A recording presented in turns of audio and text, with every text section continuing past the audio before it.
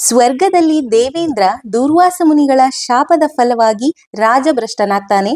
ಆಗ ಸ್ವರ್ಗಲಕ್ಷ್ಮಿ ಸ್ವರ್ಗವನ್ನ ಬಿಟ್ಟು ವೈಕುಂಠಕ್ಕೆ ಹೋಗ್ತಾಳಂತೆ.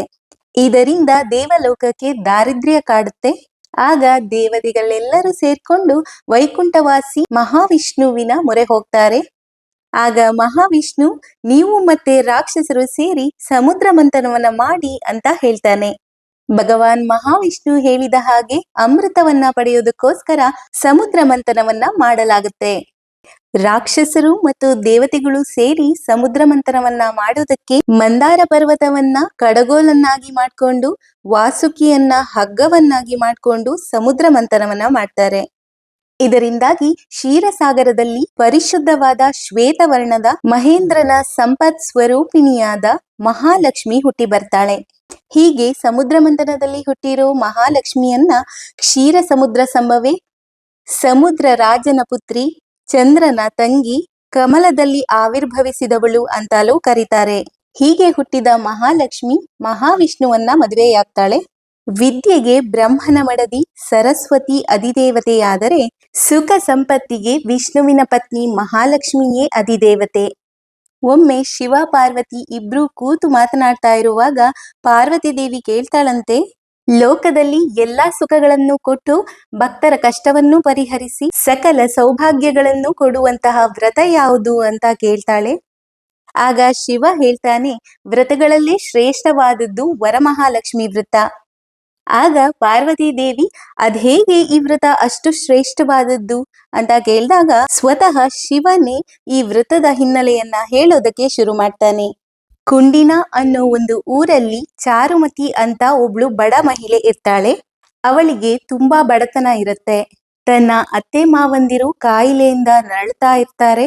ಹೀಗೆ ಚಾರುಮತಿ ಕಡು ಬಡತನದಲ್ಲಿ ಇದ್ರೂ ಕೂಡ ತನ್ನ ಅತ್ತೆ ಮಾವಂದಿರ ಸೇವೆಯನ್ನ ನಿಷ್ಕಲ್ಮಶವಾಗಿ ಮಾಡ್ತಾ ಬರ್ತಿರ್ತಾಳೆ. ಎಷ್ಟೇ ಆರೈಕೆ ಮಾಡಿದರೂ ತನ್ನ ಅತ್ತೆ ಮಾವಂದಿರ ಕಾಯಿಲೆ ಗುಣವಾಗ್ತಾ ಇರೋದಿಲ್ಲ. ಚಾರುಮತಿಯ ಕೈಯಲ್ಲಿ ಅವರ ನರಳಾಟವನ್ನ ನೋಡೋದಕ್ಕಾಗದೆ ದಿನವೂ ದೇವರಲ್ಲಿ ಅವರ ಕಾಯಿಲೆಯನ್ನ ಗುಣಪಡಿಸು ಅಂತ ಬೇಡ್ಕೊಂತಿದ್ಲಂತೆ.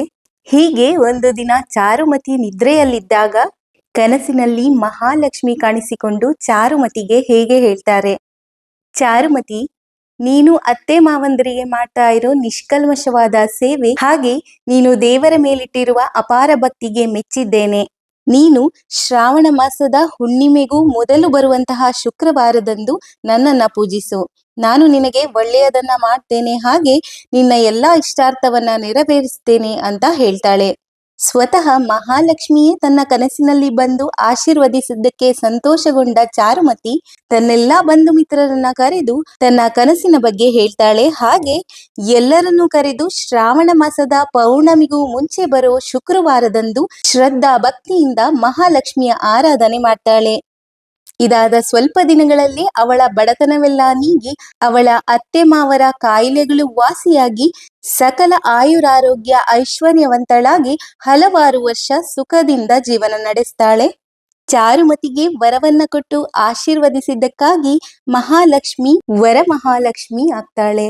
ಅಂದಿನಿಂದ ಪ್ರತಿ ವರ್ಷ ಈ ದಿನದಂದು ವರಮಹಾಲಕ್ಷ್ಮಿ ಹಬ್ಬವನ್ನ ಆಚರಿಸಲಾಗುತ್ತೆ ಅಂತ ಕಥೆಯನ್ನ ಮುಗಿಸ್ತಾನೆ ಶಿವ. ಹಾಗೆ ಯಾರು ಈ ವ್ರತವನ್ನ ಶ್ರದ್ಧಾ ಭಕ್ತಿಯಿಂದ ಮಾಡ್ತಾರೋ ಅವರ ಜೀವನದಲ್ಲಿ ಸುಖ ಸಂಪತ್ತು ಸಮೃದ್ಧಿಗೆ ಕೊರತೆಯಾಗೋದಿಲ್ಲ ಅನ್ನೋದು ನಂಬಿಕೆ. ನಾನು ಅಶ್ವಿನಿ ವೈದ್ಯ. ನಾಡಿನ ಸಮಸ್ತ ಜನತೆಗೂ ವರಮಹಾಲಕ್ಷ್ಮಿ ಹಬ್ಬದ ಶುಭಾಶಯಗಳು. ಮತ್ತೆ ಸಿಗೋಣ. ನಮಸ್ಕಾರ.